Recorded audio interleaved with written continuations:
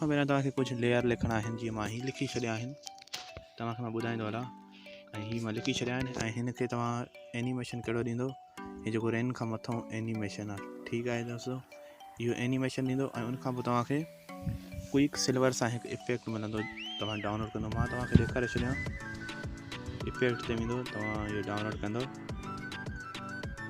ऐं मां तव्हांखे ॾेखारींदो हलां। त मां काफ़ी सारा इफेक्ट डाउनलोड करे छॾिया आहिनि काइनमास्टर ते ऑलरेडी, ऐं तव्हां बि यार डाउनलोड करे छॾिजो क्विक नाले सां। हीअ जेको इफेक्ट आहे क्विक सिल्वर, ठीकु आहे दोस्तों। हीअ तव्हां हिन ते एड कंदो इफेक्ट, ठीकु आहे। ऐं हिन इफेक्ट जेतिरा बि तव्हांखे लेयर हुजनि ओसि ताईं तव्हां खणी वेंदो ऐं तव्हां हिन जी सेटिंग रखंदो 195, ठीकु आहे दोस्तों। जेको मथों लेयर आहे हिन खे 0 करे छॾियो, हिन खे बि 0 करे छॾियो ऐं 195 तक़रीबन तव्हां हिन जी सेटिंग रखंदो, ठीकु आहे दोस्तों। ऐं जेको विच आहिनि त तव्हां कटींदो जीअं लेयर्स धारदार हुजे ऐं तव्हां ट्रिम वारे ऑप्शन ते वेंदो ऐं तव्हां हिन खे कटींदो। ऐं मां तव्हांखे ॾेखारियां थो हिन ते तव्हां विच वारे ऑप्शन ते कटींदो, ठीकु आहे दोस्तों। ऐं तव्हां लेयर खे खणींदो, लेयर खे ऐं तव्हां हिते रखंदो, ठीकु आहे। ऐं जेका तव्हांखे चाबी वारो ऑप्शन अचे थो, जीअं असीं हर वक़्तु चाबी जे ज़रिए स्टेटस ख़ूबसूरत बणाईंदा आहियूं, ऐं हिते रखी हिन चाबी वारे खे रखी ऐं हिन खे तव्हां हेॾे खणी वेंदो, ठीकु आहे दोस्तों।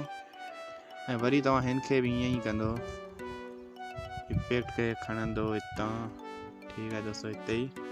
ऐं वरी तव्हां हिन जे पहिरियां वञी ऐं चाबी वारे ऑप्शन ते तव्हां क्लिक कंदो ऐं लास्ट में वञी वरी चाबी ते क्लिक कंदो ऐं तव्हां हिन खे हेॾां खणी वेंदो दोस्तों। ईअं करण खां बाद में तव्हांखे मां ॿुधायां त असांजो स्टेटस ठही वियो आहे। हीअ 2 लेयर्स मां लिखी छॾिया आहिनि ऑलरेडी। जीअं असांजी वीडियो तमामु वॾी न थी वञे त मां तव्हांखे ॿुधायां त हीअ मां हिन जे लाइ रखी आहे।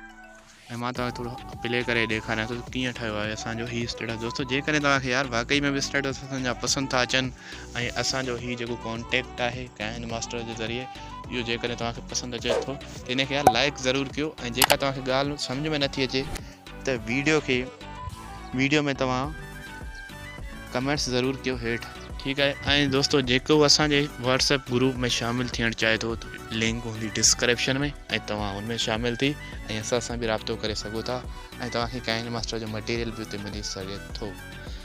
ऐं दोस्तों मां तव्हांखे प्ले करे ॾेखारियां थो त हीअ असांजो स्टेटस कीअं ठहियो आहे।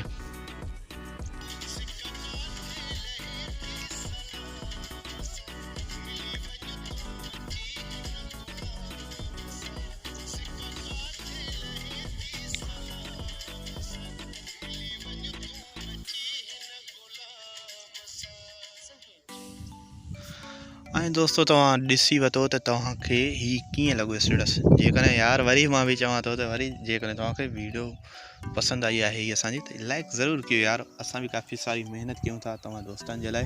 ऐं दोस्तों हाणे तव्हांखे मेन शइ मां तव्हांखे ॿुधायां, तव्हांखे हिकु वीडियो कलर वीडियो खणी आहे ऐं मां तव्हांखे उहा लिंक में ॾेई छॾींदुमि डिस्क्रिप्शन में ऐं तव्हां उतां वञी डाउनलोड कयो।